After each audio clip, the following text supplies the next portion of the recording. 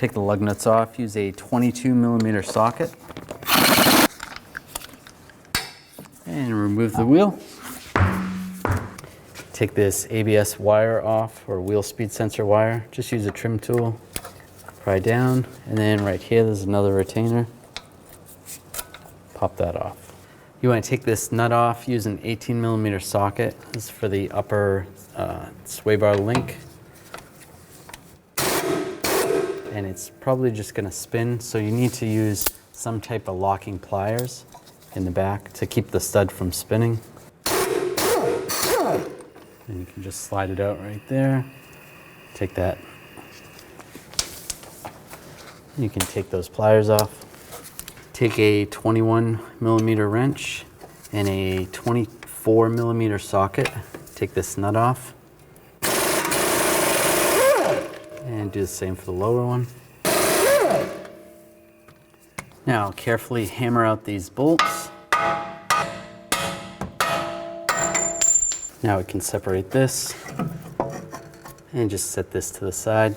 Be careful, you don't want to put too much tension on this brake hose. So if you want to, you can use a ratchet strap or some type of strap and keep this from popping out. Also, you want to keep in mind your CV boot. You don't want that pushing out too much because that could cause damage to that. So just be careful. Take this ground attachment off. Use a 15mm wrench. Loosen that up. Take that off. Take this cover off right here. You're going to have all these push pins all around. Use a trim tool. Get underneath it and pop all of those out. And slide the cover up. There is weather stripping over here if you have to unattach that from both sides and slide it out of the way. Along the base of this cowl cover, take all these push pins off. Use the same trim tool. Take all of those off. Take the fuse box cover off. Just push in the side and there's another lock on top and it slides out of the way. Now you can grab the lower cover and just lift it up. You can prop it up with a screwdriver. If you can't get enough room, if you're lifting this up or you're doing the driver's side, you can take the wiper arm off. Just pop under this cover and use a 15mm socket. Take the nuts off on both wipers and pull the wiper arms off. Use a 15mm socket. Take the nuts off the upper strut mount.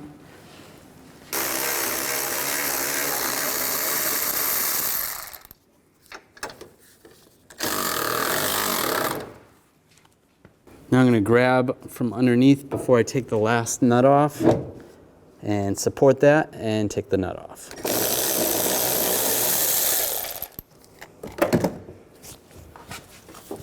And slowly pull this down. Be careful of the CV shaft and slide it out. You're going to need to compress the springs, so you'll need some type of spring compressing tool. So we'll set that up and compress the tool. Go nice and slow and just be careful. Now take a screwdriver or a trim tool and just pry this boot down. And you can access the top part of the strut, the shaft. I'm going to use some locking pliers. They do make a special tool for this where you can have the socket go onto the nut and then you can put another socket down the middle to hold the shaft, but we don't have that, so we're just going to use the socket. We'll use a 22mm socket on this. Sometimes they're actually a 21mm socket. And holding the locking pliers, take the nut off. Now take the locking pliers off, just like that. Slide this down. Now slide the boot off. Now we can install the new boot. I'm going to put this bumper on first. Slide it all the way down. And take the boot. And position the boot so it is at the top of the bumper. Just like that. Now slide this through the spring. Get it lined up. Make sure you have your nut ready. Get the nut started. And if you have that special tool, you can tighten it down with that. Otherwise, you can use the locking pliers. Extremely high, it's not going to ruin the strut at all because it's so high. The strut will never get up to that location. Now I'm just going to snug this down.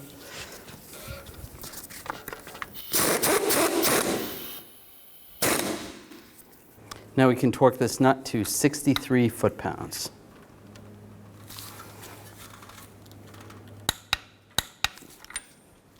Now just slide the boot up.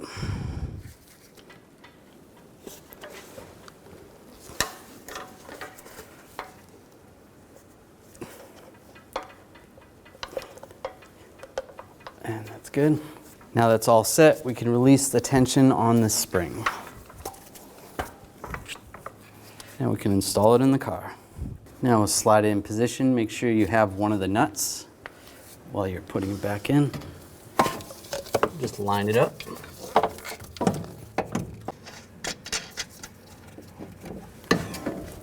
Now I'm going to put the rest of the nuts on, but I'm just going to leave them loose. It's going to be easier to install the lower part of the strut if this is loose, but just get them on a good couple turns. Now line the knuckle up.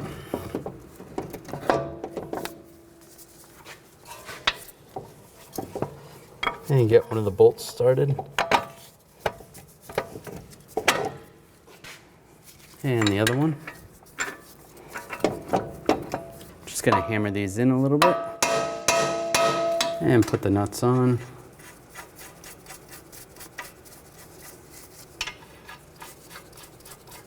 Now take your socket. I'm gonna just snug the top one up first.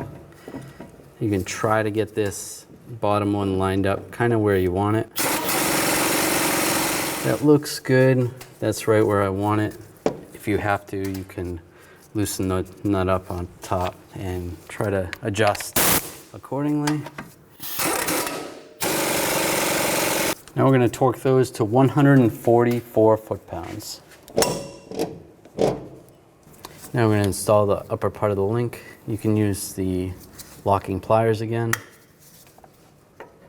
Slide that in position. Get the nut started. And tighten down the nut. And you can torque that nut to 37 foot-pounds. Put the wheel speed sensor harness back in position. And down below. Put the wheel back up. And the lug nuts. Now we want to torque the lug nuts to 140 foot-pounds in a cross pattern to tighten the wheel down evenly.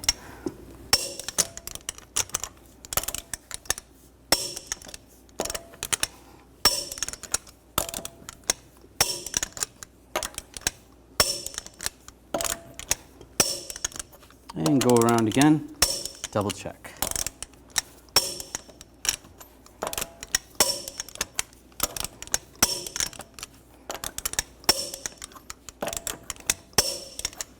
Now tighten the nuts down.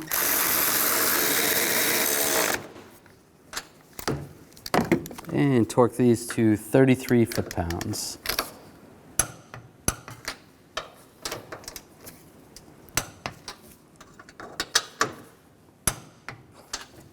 Now we can slide this panel back in position.